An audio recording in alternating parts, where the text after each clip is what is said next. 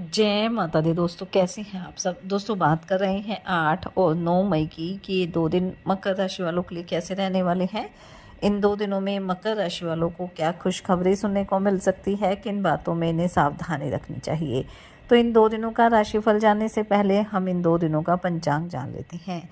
8 मई 2025 दिन गुरुवार रहेगा, बैसाख माह शुक्ल पक्ष की एकादशी तिथि जो 12:32 तक रहेगी। उसके बाद द्वादशी तिथि प्रारंभ हो जाएगी। हर्षण योग रहेगा, उत्तरा फाल्गुनी नक्षत्र रहेगा जो रात्रि 9:07 तक रहेगा। उसके बाद हस्त नक्षत्र प्रारंभ हो जाएगा। चंद्रमा कन्या राशि में रहेंगे। अभिजित मुहूर्त का समय रहेगा 11:50 से 12:44 तक। राहुकाल का समय रहेगा दोपहर 1:58 से 3:39 तक। अब बात करते हैं 9 मई की। 9 मई 2025 दिन शुक्रवार रहेगा, बैसाख माह शुक्ल पक्ष की द्वादशी तिथि जो 2:59 तक रहेगी। उसके बाद त्रयोदशी तिथि प्रारंभ हो जाएगी। वृज योग रहेगा, हस्त नक्षत्र रहेगा। चंद्रमा कन्या राशि में रहेंगे। अभिजित मुहूर्त का समय रहेगा 11:50 से 12:44 तक। राहुकाल का समय रहेगा 10:15 से 11:50 तक।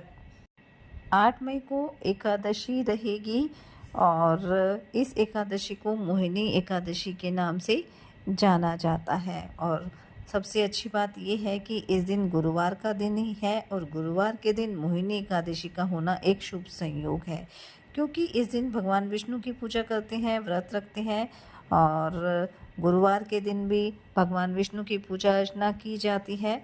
और ये कहा जाता है कि जो भी भक्त इस दिन इस व्रत को करता है, कथा सुनता है, उसे 1000 गायों को दान करने का पुण्य मिलता है। तो इस दिन आप पूरे विधि विधान के साथ भगवान विष्णु की पूजा अर्चना करें। विष्णु सहस्रनाम का आप पाठ करें। ओम नमो भगवते वासुदेवाय नमः मंत्र का आप जाप अवश्य करें। इस एकादशी के पारण का जो समय है वो 9 मई को प्रातः 5:34 से लेकर सुबह 8:16 तक रहने वाला है। तो इस दिन आप अपने व्रत का पारण कर सकते हैं। इस दिन पीले रंग की चीज़ों का दान करना भी आपके लिए शुभ रहेगा। साथ ही साथ आप इस दिन अगर आपकी सामर्थ्य है तो किसी गरीब या ज़रूरतमंद व्यक्ति को आप भोजन अवश्य कराएं। दाम्पत्य जीवन सुखी रहे, खुशियाँ बनी रहे, इसके लिए इस दिन आप माँ तुलसी की पूजा अर्चना करें। माता लक्ष्मी और तुलसी माता को श्रृंगार की सामग्री आप अर्पित करें। पीपल के पेड़ के नीचे घी का दीपक जलाने और उसकी परिक्रमा करने से भी भगवान विष्णु के साथ साथ माँ लक्ष्मी का आशीर्वाद मिलता है और घर की दरिद्रता भी दूर होती है। श्रीमद् भागवत कथा का पाठ करना भी पुण्य फलदायी माना जाता है। इस दिन भगवान विष्णु का पंचामृत से अभिषेक करें। ऐसा करने से कार्यक्षेत्र में अगर कुछ भी रुकावटें आ रही हैं वो दूर हो जाएगी। और अपनी सामर्थ्य अनुसार गरीब और असहाय लोगों की मदद भी जरूर करें। 9 मई को प्रदोष व्रत रहेगा और क्योंकि इस दिन शुक्ल पक्ष की त्रयोदशी तिथि रहेगी, हस्त नक्षत्र और व्रज योग का संयोग भी इस दिन रहने वाला है। और क्योंकि इस दिन शुक्रवार है इसलिए ये शुक्र प्रदोष रहने वाला है। प्रदोष व्रत में भगवान शिव और माता पार्वती की पूजा की जाती है और जो भी भक्त प्रदोष काल में भगवान शिव की पूजा अर्चना करता है उसे अद्भुत और शुभ फल की प्राप्ति होती है। वैसे भी बैसाख माह को अत्यंत पवित्र माना जाता है और इस माह में जो भी व्रत और उपाय किए जाते हैं वो विशेष फलदायी होते हैं। और प्रदोष व्रत तो भगवान शिव को समर्पित है और इस प्रदोष व्रत को करने से विवाह में जो भी रुकावटें आती हैं वो दूर हो जाती हैं और हमारे जीवन में काफ़ी सकारात्मक बदलाव देखने को मिलते हैं। और अगर आपका विवाह नहीं हो पा रहा है तो इस प्रदोष व्रत के दिन आप तांबे के पात्र में गंगाजल, गुड़, बेलपत्र, हरी मूंग की दाल, कनेर के फूल और शहद उसमें डालकर अगर आप अभिषेक करते हैं तो विवाह संबंधी जो भी रुकावटें होती हैं वो दूर हो जाती हैं। भगवान शिव और माता पार्वती की एक साथ आपको पूजा अर्चना करनी है। ऐसा करने से भी घर में सुख समृद्धि आती है। तो इस दिन आप ये उपाय कर सकते हैं, इससे आपको लाभ की प्राप्ति होगी। तो चलिए बात कर लेते हैं ये 2 दिन मकर राशि वालों के लिए कैसे रहेंगे। ये 2 दिन मकर राशि वालों के लिए मिले-जुले रहने वाले हैं, क्योंकि इन 2 दिन में चंद्रमा जो है वो कन्या राशि में है और कन्या राशि में केतु भी है, और जब चंद्र केतु की युति होती है तो ग्रहण दोष भी लगता है। इसलिए इन 2 दिनों में आपको समझदारी से काम करना है, क्योंकि मन थोड़ा परेशान रह सकता है, उलझनों से भरा रह सकता है, काम के सिलसिले में बाहर जाना पड़ सकता है, लेकिन वाहन इस दौरान आपको थोड़ा सावधानीपूर्वक चलाना है। घर परिवार में पैतृक संपत्ति को लेकर लड़ाई झगड़ा हो सकता है, इसलिए इस बात का विशेष रूप से ध्यान रखना है कि इन 2 दिनों में आप किसी तरह की बातचीत ना करें, तो आपके लिए बेहतर रहेगा। नौकरी पेशा लोग अपने कार्यों को पूरा करने का हर संभव प्रयास करेंगे। उच्च अधिकारियों को तो सहयोग मिलेगा, लेकिन जो सहकर्मी हैं उनसे किसी बात को लेकर वाद विवाद हो सकता है, इसलिए कोशिश करें कि इस तरह की समस्या ना हो तो ज़्यादा बेहतर रहेगा।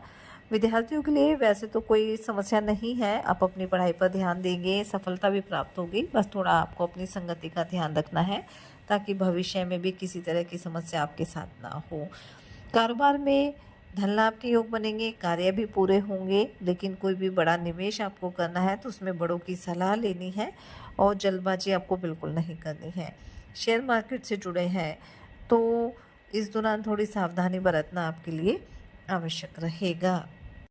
घर परिवार का सहयोग आपको मिलने वाला है, सभी लोग आपके साथ खड़े रहेंगे। इससे आपको काफ़ी हिम्मत भी मिलेगी, आपका मनोबल भी मजबूत होगा। जितना आप धैर्य बनाकर चलेंगे उतना आपके कार्य भी तय समय पर पूरे होते रहेंगे। घर परिवार में किसी नए मेहमान का आगमन हो सकता है। आर्थिक दृष्टिकोण से देखें तो आपको अपनी आय और व्यय में एक बजट बनाकर चलना होगा। अपने खर्चों को लेकर ध्यान देने की आवश्यकता रहेगी, ताकि भविष्य में भी किसी तरह की परेशानी आपको ना हो। घर के लिए कुछ नई चीज़ों की खरीदारी कर सकते हैं, लेकिन बजट का ध्यान आपको अवश्य रखना है। आप अपने किसी मित्र के साथ भी कहीं घूमने फिरने जा सकते हैं और वहाँ कुछ नए लोगों से आपकी मुलाकात हो सकती है। धर्म कर्म में रुचि रहेगी, दान पुण्य के कार्य भी आप करेंगे। स्वास्थ्य को लेकर भी कोई समस्या नहीं है, लेकिन खान पान पर आपको ध्यान देना है, योग ध्यान मेडिटेशन भी करना है, ताकि आपका स्वास्थ्य हर तरह से उत्तम बना रहे। अगर आप अविवाहित हैं तो आपके विवाह का प्रस्ताव आ सकता है। दाम्पत्य जीवन सुखद रहेगा, जीवन साथी का सहयोग मिलने वाला है, लेकिन प्रेम संबंधों के लिए समय थोड़ा मिला जुला रह सकता है, इसलिए आपको अपने साथी की भावनाओं की कद्र करनी है। अगर आप कुछ नया करने की कोशिश करेंगे तो उसमें आपको कुछ रुकावटों का सामना करना पड़ सकता है, इसलिए अभी कुछ समय रुके, आने वाला समय आपके लिए और भी बेहतरीन रहेगा, तब आप ये कार्य कर सकते हैं। तो कुल मिलाकर हम कह सकते हैं कि ये 2 दिन मकर राशि वालों के लिए मिले-जुले रहेंगे, इसलिए थोड़ी सावधानी आप अवश्य बरतें। साथ ही सच्चे मन से आप ईश्वर आराधना करें, हनुमान जी और शनिदेव की आराधना करें, हनुमान चालीसा का पाठ ज़रूर करें। इससे आपके सभी कार्य भी पूरे होंगे और आपके जीवन में, आपके घर परिवार में सदैव खुशियाँ बनी रहेगी। ये 2 दिन आपके लिए मंगलकारी रहे।